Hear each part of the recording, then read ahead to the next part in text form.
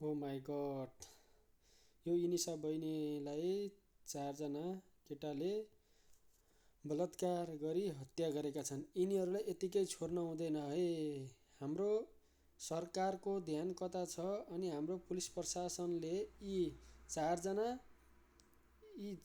केटाहरूलाई चाहिँ यति यातना दिएर तडपाई यिनीहरूलाई यति कुट्नु कि जेलमा पनि होइन, यिनीहरूलाई फाँसीको सजाय हुनुपर्छ। यिनीहरूलाई फाँसी चाहिँ दिनै पर्छ। यिनीहरूले बलात्कार गरेर मात्रै छोडेनन्, यिनीहरूले 4जनाले बलात्कार गरेर यो इनिसा बहिनीको हत्या गरे।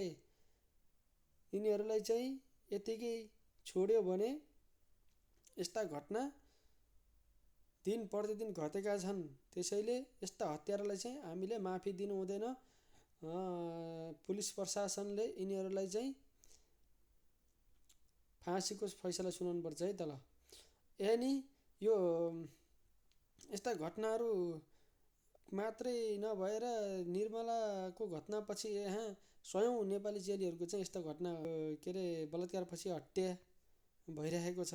यो कहिलेसम्म यस्तो हुने हो? हाम्रो सरकारले चाहिँ यो नियम कानुन चाहिँ बनाउनु पर्यो। यो हत्यारालाई चाहिँ फाँसीको सजाय हुनुपर्छ।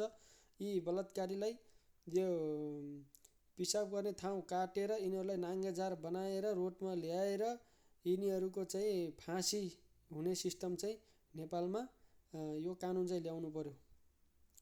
किनभने यो युनिसा बहिनीलाई चाहिँ जसरी हुन्छ न्याय चाहियो।